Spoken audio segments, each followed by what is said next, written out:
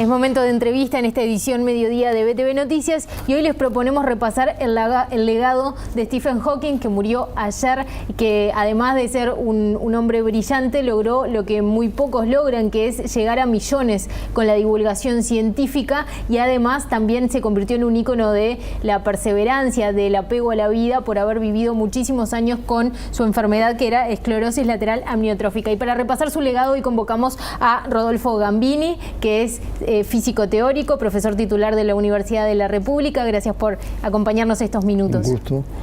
Bien, empecemos por el legado de Stephen Hawking. Es enorme, pero repasemos algunas pinceladas, y una de ellas es, podríamos decir, su aporte a nivel de la investigación, de los más importantes, que es el de los agujeros negros. ¿Por qué fue tan importante su aporte ahí? Sí, uno podría preguntarse, bueno, los agujeros negros son objetos muy exóticos, ¿por qué se le da tanta importancia a la investigación en los agujeros negros?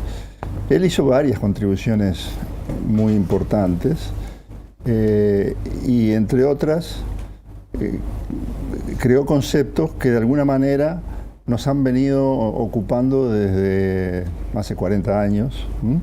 Abrió visiones sobre problemas que no estaban claros, y de hecho entonces, digamos, la importancia está en que estamos trabajando para resolver problemas que él encontró y él planteó. O sea, fue un antes y un después. Exacto. Marcó un antes y un después con su investigación para la física científica en general, no solamente la física de los agujeros negros. Claro. Bien, brevemente, para alguien que no lo tiene tan claro, que no es seguidor de temas de física, un agujero negro, ¿qué es? Un agujero negro es una región del espacio donde se ha acumulado una cantidad de masa muy grande, de tal manera que las fuerzas de atracción gravitacional son tan altas que nada puede escapar, ni siquiera la luz. Si uno lanza un rayo de luz, termina volviendo a caer hacia el centro de esa región. Bien, y otra de las cosas que ocupó muchísimo a Hawking fue su devoción por las estrellas, la cosmología. ¿Por qué tenía esa devoción y cómo? Bueno, ¿cuál fue su en aporte? realidad yo creo que él se acercó a la física por su interés en la cosmología. Estaba muy interesado en las discusiones que había en el momento entre distintas teorías cosmológicas. Se trataba de entender si el universo había tenido un momento de creación o si había existido por siempre. Había dos posiciones. En aquel momento, un científico que era muy famoso, Fred Hoyle, sostenía que el universo había existido por siempre, y algunos otros científicos sostenían de que había surgido de una gran explosión, como sugería un poco la teoría de Einstein. Y los trabajos de Stephen Hawking de alguna forma contribuyeron a decidir esa discusión en favor de la idea de lo que se llama el Big Bang, la gran explosión inicial que creó el universo. Y justamente, digamos, él desarrollando un estudio matemático de cómo evoluciona la materia, probó que ese tipo de comportamiento es un comportamiento típico de materia gravitacional.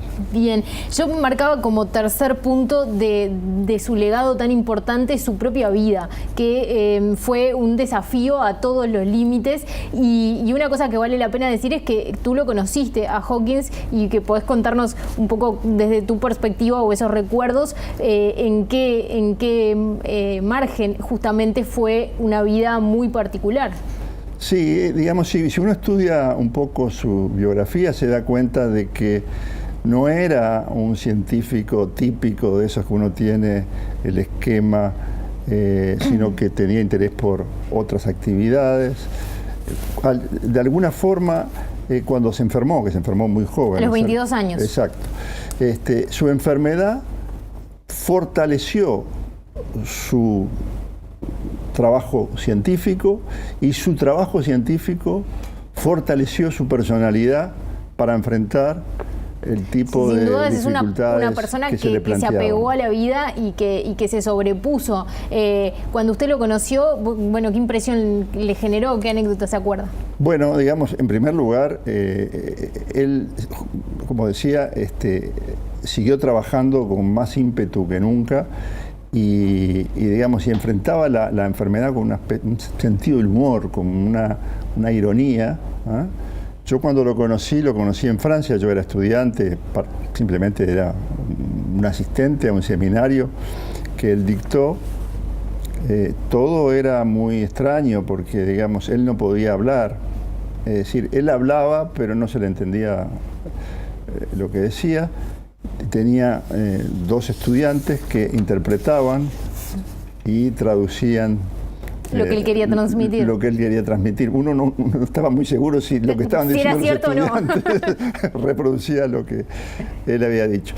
Pero digamos, después más adelante también en otras oportunidades pude notar su interés por experimentar cosas nuevas, ¿no? Que era no solamente científico, sino que era el de todo ser humano. Por ejemplo, él tuvo la iniciativa de organizar una reunión científica en la Antártida en pleno invierno, en el mes de agosto. Lo cual para su enfermedad era tremendo, era un desafío enorme. Hay una pequeña región de la Antártida chilena que no tiene hielo y que se puede aterrizar en invierno. Y bueno, los chilenos le organizaron una conferencia donde... Rodolfo Gambini, sin duda, estas son algunas pinceladas de lo que fue la importancia de su vida. Le agradezco muchísimo por estos minutos. Bueno, un gusto.